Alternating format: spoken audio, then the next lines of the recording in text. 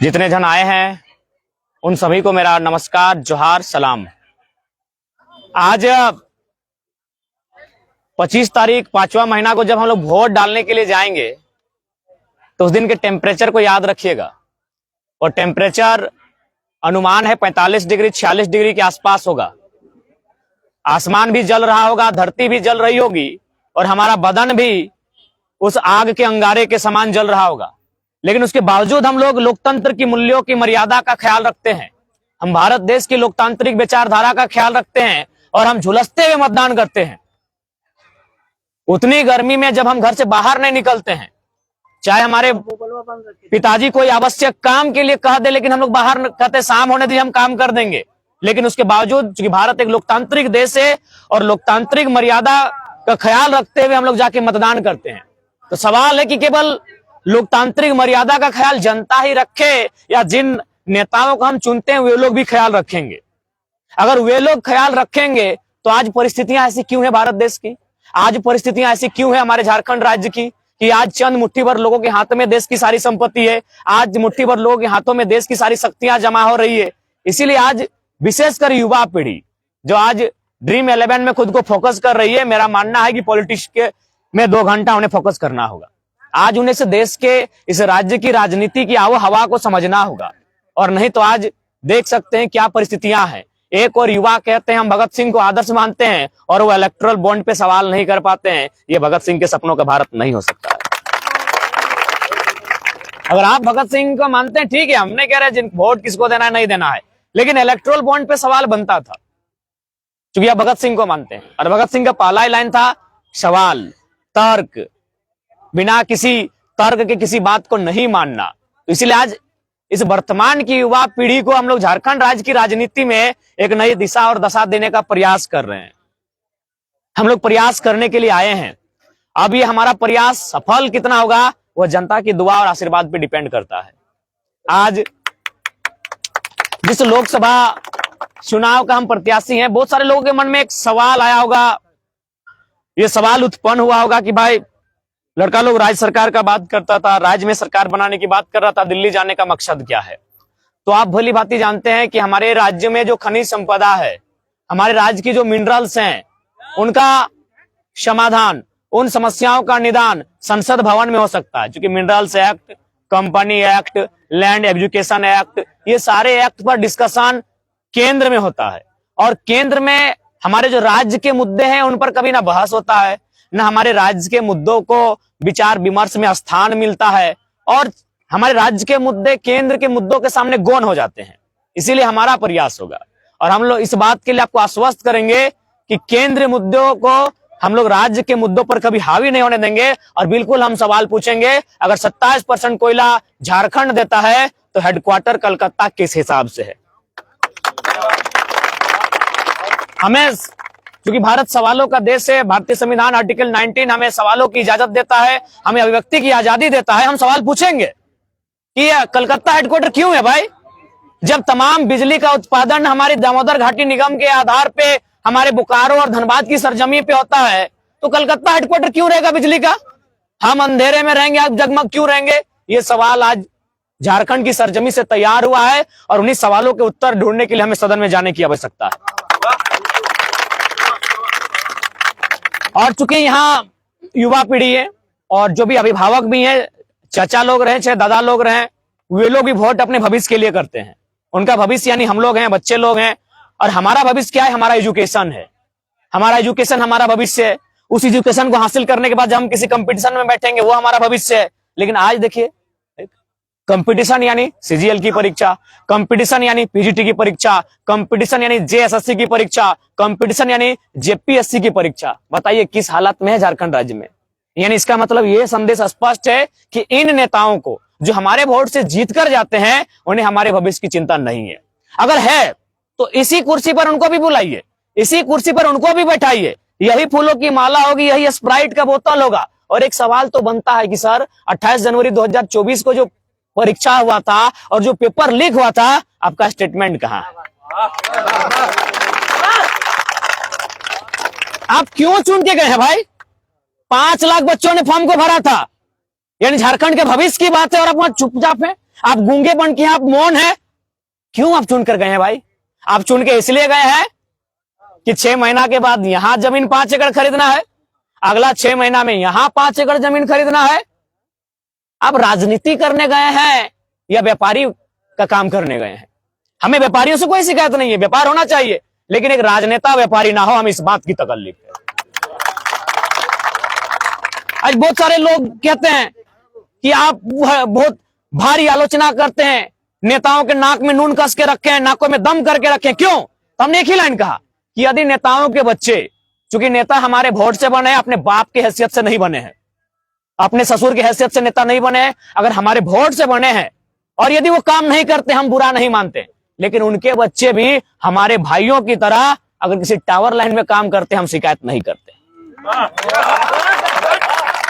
लेकिन आपके बच्चे और हमारे भाइयों को दिखाएंगे फॉर्च्यूनर में घूम के, शहर वहां कहीं के हमार वोट में बप्पा इड़क के गया सदन में, और हमरे फुटानी देखे में घड़ी मचकाई के अब तो हम तेरा पूछबो नहीं करबो, अपन बप्पा कमाई से उड़े रहा और तोर बप्पा हमारे वोट से उड़े रहा। तो इसीलिए अगर जिन नेताओं को लगता है कि जरा महतो के सवाल तीखे हैं, आपका बेटा भेजे टावर लाइन में, हम कोई सवाल नहीं करेंगे सर। वह यहाँ कते पढ़ल लिखल सबके मालूम है, कहा बेंगलुरु में डिग्री लेके आला तो ना चेन्नई में सबके मालूम है, लेकिन आज तोर प्रॉपर्टी कितना हो, जितना नेता हम किसी का नाम नहीं ले रहे हैं, करोड़ रुपया उसका बच्चा का प्रॉपर्टी है, और बोलता है कि नहीं जरा मत, हमको सवाल करता है, ये लड़का बहुत परेशान करता है। कीजिए एक काम, आप 70% अपना जमीन का हिस्सा, अपने प्रॉपर्टी का हिस्सा जनता को दान कीजिए, सवाल करना बंद कर देंगे। इसलिए आज देखिए, झारखंड को एक नई आइडियोलॉजी से बदला जा सकता है।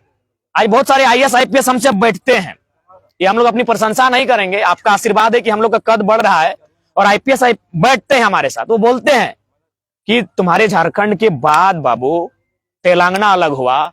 आज देखो GDP के मामले में कहा है, क्योंकि वहां के जो लीडर हैं उनके पास प्लानिंग है, उनके पास विजन है, उनके पास रोड मैप है, और जो तुम्हारे लीडर हैं उनके पास गली नली सड़क के अलावा केवल परिवार है और कुछ नहीं है। इसलिए आज अगर आप चाहते हैं कि हमारे बच्चों के भविष्य के बारे में कोई बात करे, तो आपको उन युवाओं को मौका देना होगा, उनको अवसर देना होगा जो आज राजनीति में कदम रखने जा रहे हैं। अब आप हमसे सवाल कीजिएगा तो आपका उत्तर तमाम सोशल मीडिया में होगा, तमाम प्रेस में होगा कि हम लोग हर एक, आज जो 13 वो हमारा FIR हुआ है, वो हमारा व्यक्तिगत FIR नहीं है, वो सारा का सारा FIR जनता के लिए हुआ है। एक भी FIR मेरा व्यक्तिगत नहीं है, ना रंगदारी का है, ना धोखाधड़ी का है, ना गुंडागर्दी का है, ना चोरी का है, ना छिनारी का है, ना मर्डर, ना डकैती का है। एक भी FIR मेरा व्यक्तिगत नहीं है। तो मेरा FIR कब हुआ है?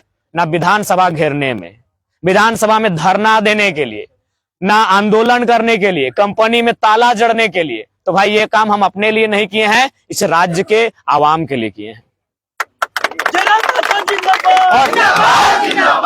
एक बात तो आपको स्पष्ट कहेंगे, अब झारखंड के लोग हम लोग को तरहीज दे या ना दे, झारखंड के लोग हमारा मूल्यांकन क्या करते हैं नहीं करते मुझे नहीं मालूम, लेकिन बड़े बड़े पदाधिकारी की लोभी हमारा मूल्यांकन करने लगी है। इसीलिए हमारे नॉमिनेशन में इतना बवाल और भूचाल आया था। बड़े बड़े पदाधिकारी की लोभी हमारा मूल्यांकन कर रही है कि अगर ये बंदा सिस्टम में आया तो फिर जो लोग चोरी डकैती के साथ सिस्टम में बैठे हैं उनके वाट लगा के रख देगा। ये बड़े बड़े पदाधिकारी बोल रहे हैं कि अगर ये बंदा सिस्टम में आया तो भाई सबकी वाट लगना तय है। इसीलिए आज वो चाहते हैं कि ये सिस्टम में ना आए, और इसकी जानकारी हमें एक ईमानदार IPS ने दिया है, एक ईमानदार IAS ने दिया है हमें।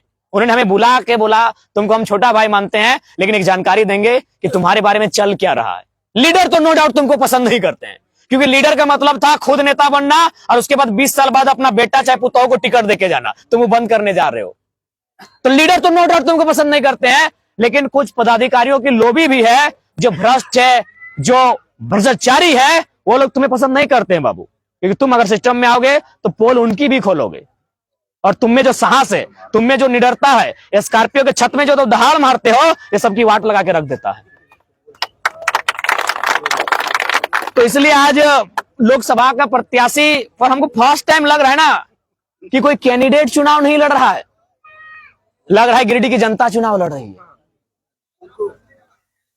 और एक अंतिम शब्द, चूंकि हमारे बड़े भाई हैं, ये अल्पसंख्यक समुदाय से आते हैं, चूंकि इनके समुदाय को एक भ्रम में फैलाया जा रहा है जेएमएम के वालों से कि छोड़ा जीतल बाद हिंदे जीतो हिंदे जीतो, हम घंटा कहीं नहीं जाए वाला ही हो, सरकार बने वो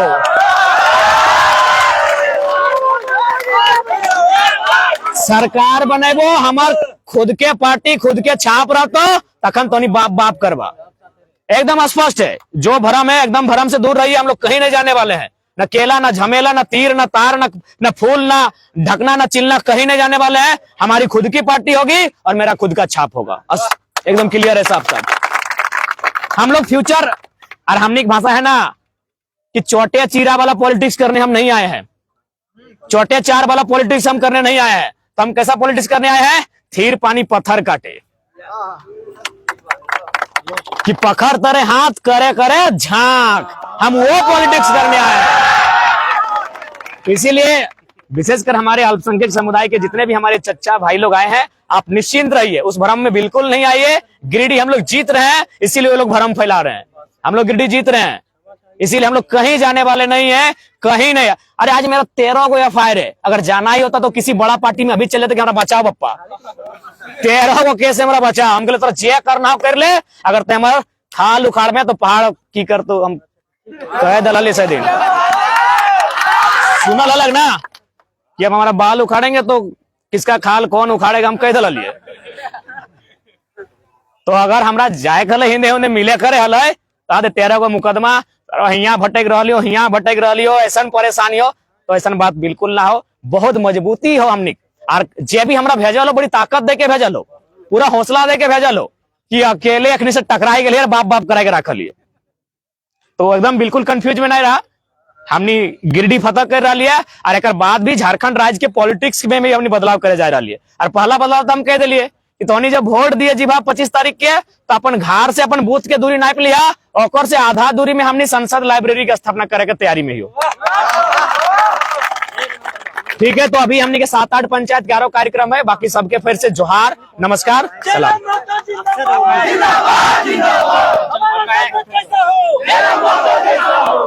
थोड़ा सा 2 मिनट का समय लें। हम सोनू भाई, हम हमारे बीच मिस्टर सोनू कलाकार जो 2 मिनट का समय लेकर बहुत अपना कुछ बोलेंगे। सुने। हजूर एक चीज कर दीजिएगा, रुकिए कि हमारा कब्रिस्तान का बहुत बड़ा काम है इनका अभी।